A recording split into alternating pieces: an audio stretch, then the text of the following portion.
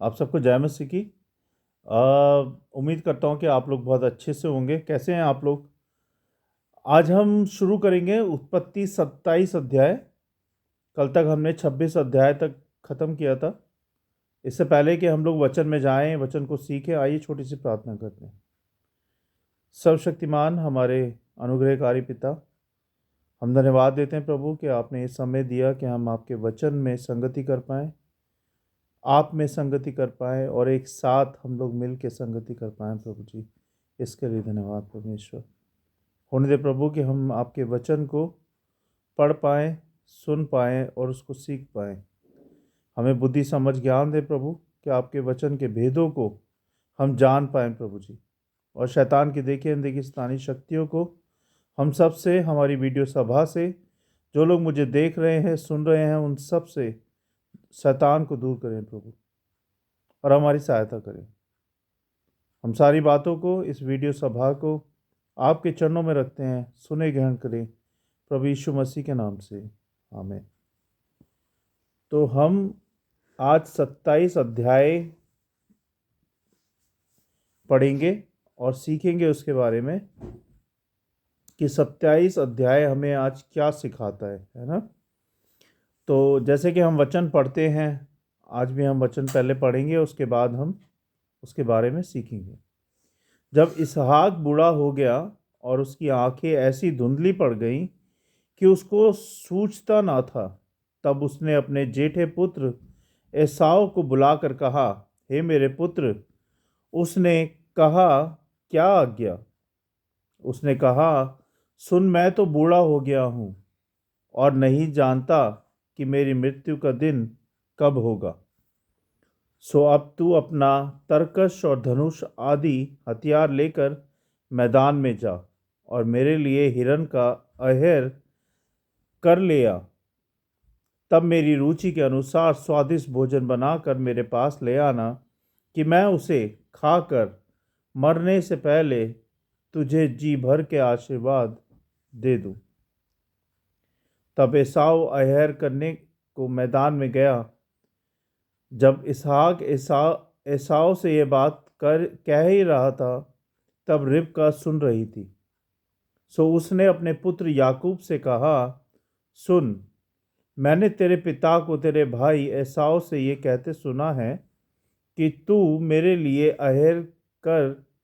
अहेर करके उसका स्वादिष्ट भोजन बना कि मैं उसे खाकर तुझे यहोवा के आगे मरने से पहले आशीर्वाद दूं।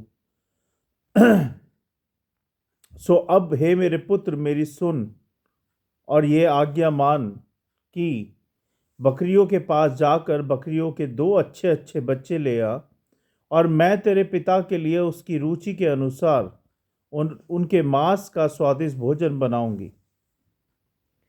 तब तू उसको अपने पिता के पास ले जाना कि वह उसे खाकर मरने से पहले तुझको आशीर्वाद दे। याकूब ने अपनी माता रिबका से कहा, सुन, मेरा भाई एसाव तो रोआर पुरुष है और मैं रोमहीन पुरुष हूँ। कदाचित मेरा पिता मुझे टटोलने लगे तो मैं उसकी दृष्टि में ठग ठहरूंगा और आशीष के बदले शाप ही कमाऊंगा। उसकी माता ने उससे कहा, हे मेरे पुत्र, शाप तुझ पर नहीं मुझी पर पड़े। तू केवल मेरी सुन और जाकर वे बच्चे मेरे पास ले आ। तब याकूब जाकर उनको अपनी माता के पास ले आया और माता ने उसके पिता की रुचि के अनुसार स्वादिष्ट भोजन बना दिया। तब रिबका ने अपने पहलौठे पुत्र एसाव के सुंदर वस्त्र जो उसके पास घर में थे लेकर अपने लहुरे पुत्र याकूब को पहना दिए और बकरियों के बच्चों की खालों को उसके हाथों में और चिकने गले में लपेट दिया। और वह स्वादिष्ट भोजन और अपनी बनाई हुई रोटी भी अपने पुत्र याकूब के हाथ में दे दी।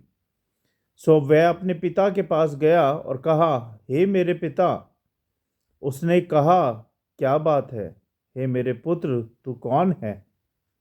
याकूब ने अपने पिता से कहा, मैं तेरा जेठा पुत्र एसाव हूँ। मैंने तेरी आज्ञा के अनुसार किया है, सो उठ और बैठ कर मेरे अहेर के मांस में से खा, कि तू जी से मुझे आशीर्वाद दे दे। इसहाक ने अपने पुत्र से कहा, हे मेरे पुत्र, क्या कारण है कि वह तुझे इतनी जल्दी मिल गया? उसने यह उत्तर दिया कि तेरे परमेश्वर यहोवा ने उसको मेरे सामने कर दिया। फिर इसहाक ने याकूब से कहा, हे मेरे पुत्र, निकट आ, मैं तुझे टटोल कर जानूं कि तू सचमुच मेरा पुत्र एसाव है या नहीं। तब याकूब अपने पिता इसहाक के निकट गया और उसने उसको टटोल कर कहा, बोल, तू याकूब याकूब का सा है, पर हाथ एसाव के से जान पड़ते हैं। और उसने उसको नन्ही चिन्हा, क्योंकि और उसने उसको नहीं चिन्हा, क्योंकि उसके हाथ उसके भाई के से रोआर थे। सो उसने उसको आशीर्वाद दिया और उसने पूछा, क्या तू सचमुच मेरा पुत्र एसाव है? उसने कहा, हाँ, मैं हूं। तब उसने कहा, भोजन को मेरे निकट ले आ, कि मैं अपने पुत्र के अहेर के मांस में से खाकर तुझे जी से आशीर्वाद दूं। तब वह उसको उसके निकट ले आया और उसने खाया, और वह उसके पास दाख मधु भी लाया और उसने पिया। तब उसके पिता इसहाक ने उससे कहा, हे मेरे पुत्र, निकट आकर मुझे चूम। उसने निकट जाकर उसको चूमा, और उसने उसके वस्त्रों की सुगंध पाकर उसको यह आशीर्वाद दिया कि देख, मेरे पुत्र का सौगंध जो ऐसे खेत का सा है जिस पर यहोवा ने आशीष दी हो, सो परमेश्वर तुझे आकाश से ओस और भूमि की उत्तम से उत्तम उपज और बहुत सा अनाज और नया दाख मधु दे। राज्य राज्य के लोग तेरे अधीन हों और देश देश के लोग तुझे दंडवत करें। तू अपने भाइयों का स्वामी हो और तेरी माता के पुत्र तुझे दंडवत करें। जो तुझे शाप दे सो आप ही श्रापित हो, और जो तुझे आशीर्वाद दे सो आशीष पाए। यह आशीर्वाद इसहाक याकूब को दे ही चुका, और याकूब अपने पिता इसहाक के सामने से निकला ही था कि एसाव अहेर लेकर आ पहुंचा। तब वह भी स्वादिष्ट भोजन बनाकर अपने पिता के पास ले आया, और उसने कहा, हे मेरे पिता, उठ कर अपने पुत्र के अहेर का मांस खा, ताकि मुझे जी से आशीर्वाद दे। उसके पिता इसहाक ने पूछा, तू कौन है? उसने कहा, मैं तेरा जेठा पुत्र एसाव हूं। तब इसहाक ने अत्यंत थर थर कांपते हुए कहा, फिर वह कौन था जो अहेर करके मेरे पास ले आया था, और मैंने तेरे आने से पहले सब में से कुछ कुछ खा लिया और उसको आशीर्वाद दिया, वरन उसको आशीष लगी भी रहेगी। अपने पिता की ये बात सुनते ही एसाव ने अत्यंत ऊंचे और दुख भरे स्वर से चिल्लाकर अपने पिता से कहा, हे मेरे पिता, मुझको भी आशीर्वाद दे। उसने कहा, तेरा भाई धूर्तता से आया और तेरे आशीर्वाद को लेके चला गया। उसने कहा, क्या उसका नाम याकूब अर्थात यथार्थ नहीं रखा गया? उसने मुझे 2 बार अडंगा मारा, मेरा पहलौठे का अधिकार तो उसने ही लिया था, और अब देख, उसने मेरा आशीर्वाद भी ले लिया। फिर उसने कहा, क्या तूने मेरे लिए कोई भी आशीर्वाद नहीं सोच रखा है? इसहाक ने एसाव को उत्तर देकर कहा, सुन, मैंने उसको तेरा स्वामी ठहराया और उसके सब भाइयों को उसके अधीन कर दिया, और अनाज और नया दाख मधु देकर उसको पृष्ठ किया है। सो अब हे मेरे पुत्र, मैं तेरे लिए क्या करूं? एसाव ने अपने पिता से कहा, हे मेरे पिता, क्या तेरे मन में एक ही आशीर्वाद है? हे मेरे पिता, मुझको भी आशीर्वाद दे। यूं कहकर एसाव फूट फूट के रोया। उसके पिता इसहाक ने उससे कहा, सुन, तेरा निवास उपजाऊ भूमि पर हो और ऊपर से आकाश की ओस उस पर पड़े, और तू अपनी तलवार के बल से जीवित रहे और अपने भाई के अधीन तो होए, पर जब तू स्वाधीन हो जाएगा तब उसके जुए को अपने कंधे पर से तोड़ फेंके। एसाव ने एसाव ने तो याकूब से अपने पिता के दिए हुए आशीर्वाद के कारण बैर रखा। सो उसने सोचा कि मेरे पिता के अंतकाल का दिन निकट है, फिर मैं अपने भाई याकूब को घात करूंगा। जब रिबका को अपने पहलौठे पुत्र एसाव की ये बातें बताई गई, तब उसने अपने लहुरे पुत्र याकूब को बुलाकर कहा, सुन, तेरा भाई एसाव तुझे घात करने के लिए अपने मन को धीरज दे रहा है। सो अब हे मेरे पुत्र, मेरी सुन, और हरान को मेरे भाई लबान के पास भाग जा, और थोड़े दिन तक, अर्थात जब तक तेरे भाई का क्रोध ना उतरे तब तक उसी के पास रहना। फिर जब तेरे भाई का क्रोध तुझ पर से उतरे और जो काम तूने उससे किया है उसको वह भूल जाए, तब मैं तुझे वहाँ से बुलवा भेजूंगी। ऐसा क्यों हो कि एक ही दिन में मुझे तुम दोनों से रहित होना पड़े। फिर रिबका ने इसहाक से कहा, हित्ती लड़कियों के कारण मैंने अपने प्राण से घिन करती हूँ। सो यदि ऐसी हित्ती लड़कियों में से जैसी इस देश की लड़कियां हैं, याकूब भी एक को कहीं ब्याह ले, तो मेरे जीवन में क्या लाभ होगा। तो ये हमने उत्पत्ति 27 अध्याय 1 से लेकर 46 पद तक हमने पढ़ा। परमेश्वर के वचन को पढ़े जाने और सुने जाने पर आशीष दें। आइए हम देखते हैं कि आज ये वचन हमें क्या सिखाना चाहता है।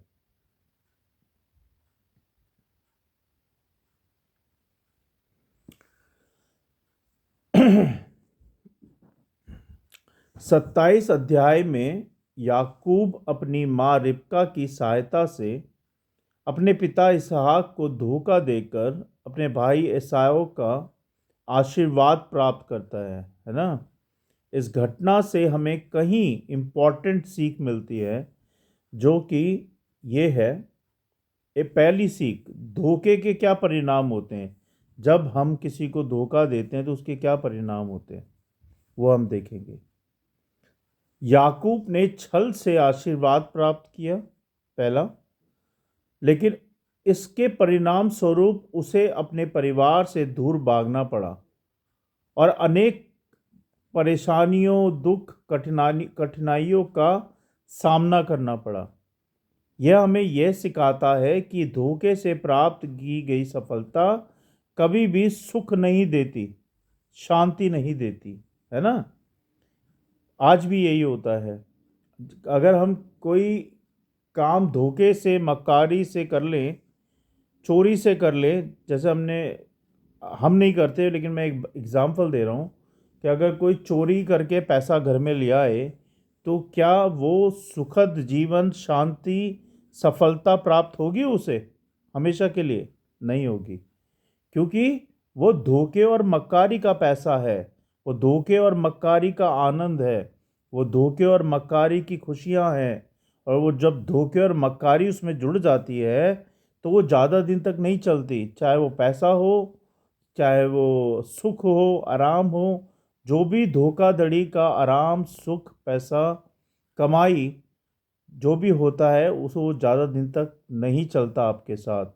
जैसे वो धोखे से आता है, ऐसे ही आपके हाथ से धोखे से वो चला जाता है। तो हमेशा याद रखो कि अपनी कमाई में ही समाई होती है। कभी छल कपट मत करो, कभी चीटिंग मत करो किसी के साथ। जो आप कमा रहे हो उसी में परमेश्वर आपको आशीष बरकत देंगे। इसमें बहुत क्लियर लिखा हुआ है कि याकूब ने छल से आशीर्वाद प्राप्त किया कि नहीं किया। उसकी माँ ने सुन लिया था कि उसका पिता एसाव से बोल रहा है कि तू एक बकरी को लेके आ और उसको बना और मुझे खिला, और जब मेरा मन तृप्त हो जाएगा तो मैं तुझे जी से आशीर्वाद दूंगा। जी माने होता है मन से आशीर्वाद दूंगा। और ये बात वो सुन लेती है रिबका, और रिबका अपने पुत्र याकूब से बोल देती है कि तू जा, बकरी लेके आ, मैं उसको बनाऊंगी और तू अपने पिता के पास जाना, उनको खिलाना, और वो जो एसाव को आशीर्वाद देने वाले थे वो तुझे आशीर्वाद दे देंगे। और ऐसा ही होता है। क्या होता है? याकूब ने छल से आशीर्वाद को प्राप्त कर लिया। उसके बाद क्या हुआ? आशीर्वाद मिलने के बाद भी क्या हुआ? क्योंकि उसने छल किया ना, तो वो कितनी परेशानियों में आ गया। उसके परिणाम स्वरूप क्या हुआ? उस अपने परिवार से दूर, उसको दूर भागना पड़ा, है ना। और अनेक से अनेक कठिनाइयों और परेशानियों का सामना करना पड़ा, क्योंकि उसने छल किया था अपने भाई के साथ। तो जब छल, मक्कारी, है ना, धोखाधड़ी आ जाती है जीवन के अंदर, तो कभी भी आप सुख से, शांति से नहीं रह सकते। इसीलिए अगर तुम्हें 1 रुपया मिलता है उसी में खुश रहो, उसको और बढ़ाने की सोचो ईमानदारी से, मेहनत से, तो आप आगे बढ़ोगे परमेश्वर की दया से। लेकिन जब आप मक्कारी, चोरी, धोखाधड़ी करोगे तो आप कभी भी बरकत नहीं पाओगे, चाहे आप जितना कमा लो, है ना। ये पहली पहली सीख थी, और ये पहला लर्निंग था हमारे जीवन का। पहले भी होता था और ये आज भी होता है। दूसरा दूसरा देखेंगे हम, परिवार में पक्षपात के दुष्प्रभाव होते हैं कि नहीं होते हैं, है ना। पहले हम इसहाक के बारे में सुनेंगे कि इसहाक ने जब रिबका ने जब पक्षपात किया तो क्या हुआ। इसहाक और रिबका का अपने अपने पुत्र के प्रति पक्षपात परिवार में विभाजन और तनाव का कारण बना, है ना। क्या बना? क्योंकि इसहाक एसाव को प्यार करता था और रिबका याकूब को प्यार करती थी। तो ये विभाजन हो गया, है ना। एक एक पारिवारिक प्यार नहीं हुआ, ये बच्चों में विभाजन हो गया। और जब ऐसा विभाजन हो जाता है तो परिवार बिखरने लगता है। तो वहाँ पे क्या दिखाता है कि विभाजन और तनाव का कारण बन गया। यह हमें यह सिखाता है कि माता और पिता को अपने बच्चों के प्रति एक समान व्यवहार रखना चाहिए, है ना। सबको एक आंख से देखना चाहिए, सबको एक तरीके से प्यार करना चाहिए, सबको एक मन से प्यार करना चाहिए परिवार में। तभी एकता बनी रहती है परिवार में। लेकिन जहां आपने एक बच्चे को ज़्यादा प्यार किया और एक बच्चे को कम प्यार किया, एक बच्चे को ज़्यादा ध्यान रखा और दूसरे बच्चे को कम ध्यान रखा, तो परिवार में बिखराव की प्रॉब्लम शुरू हो जाती है। ये वचन हमें ये सिखाता है। वचन में भी यही लिखा है, और उसका क्या कहते हैं उसे, कंक्लूज़न है, निष्कर्ष है, वो यही सिखाता है हमें जब परिवार में पक्षपात के दुष्प्रभाव क्या होते हैं। इसहाक और रिबका का अपने अपने पुत्रों के प्रति पक्षपात करना परिवार में विभाजन और तनाव का कारण बना। यह हमें ये वचन ये सिखाता है कि जब माता और पिता को अपने बच्चों के प्रति समान व्यवहार रखना चाहिए। समान माने इक्वल, इक्वल व्यवहार, यानी कि बराबर का व्यवहार अपने बच्चों के साथ रखना चाहिए, ताकि परिवार में एकता बनी रहे। ये पहले भी होता था और आज भी होता है कि कई बार माता पिता का खिंचाव एक बच्चे की तरफ ज़्यादा होता है, दूसरे बच्चे की तरफ कम होता है। तो वो ऐसा नहीं होना चाहिए। अपने जो भी बच्चे हैं, 2 हैं, 3 है, 4 हैं या 1 है, अपने बच्चों को एक समान, एक बराबर प्यार, ममता, उनकी उनकी रक्षा, उनकी देखभाल एक समान करनी चाहिए। तभी आपका परिवार एक बना रहेगा, है ना। दूसरी बात सीखी हमने। अब तीसरी और लास्ट बात हम सीखेंगे इसमें, कि परमेश्वर की संप्रभुता। इसका मतलब क्या हुआ? अब मनुष्य ने अपने स्वार्थ और छल का प्रयोग किया, है ना। मनुष्य ने अपने स्वार्थ और छल का प्रयोग किया, परमेश्वर ने अपनी योजनाओं को पूरा किया। यह हमें सिखाता है कि परमेश्वर की इच्छा सबसे ऊपर है। परमेश्वर की इच्छा सबसे ऊपर है, और वह हमारे काम के बावजूद, हमारे कामों के बावजूद अपनी योजनाओं को पूरा करता है। क्या करता है? अपनी योजनाओं को पूरा करता है। तो हमेशा परमेश्वर को, जैसे कि मैंने पहले भी सिखाया, टॉप टू द बॉटम रखे, यानी कि सबसे ऊपर रखे, हर योजना में, हर काम में, हर खुशी में, हर आनंद में, हर दुख में, हर सुख में।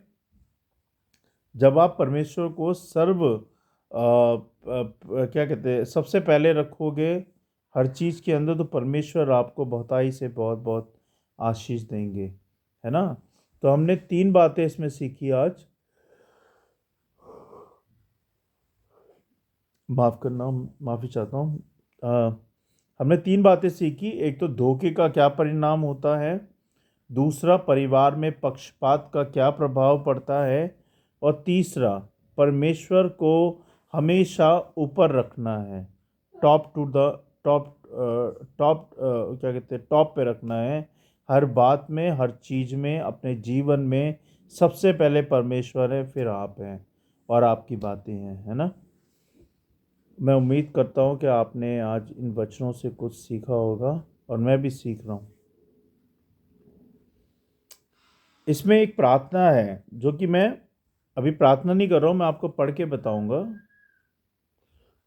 हे परमेश्वर, हमें सच्चाई और ईमानदारी के मार्ग पर चलने की शक्ति दे। हमारे परिवारों में प्रेम, समानता और समझ की भावना विकसित करें, ताकि हम एक दूसरे के प्रति पक्षपात ना करें। हमें आपकी इच्छा के प्रति समर्पित होने की समझ दें, ताकि हम अपने स्वार्थ के बजाय आपकी योजनाओं के अनुसार चल सकें, है ना। इसमें ये एक प्रार्थना है। आइए हम सब मिलके प्रार्थना करेंगे। और आप लोगों की कोई प्रार्थना है, कोई प्रॉब्लम है, कुछ परेशानी है, तो आप मुझे, मेरे साथ शेयर कर सकते हैं। मैं आपके लिए प्रार्थना करूंगा। आइए मिलके प्रार्थना करें।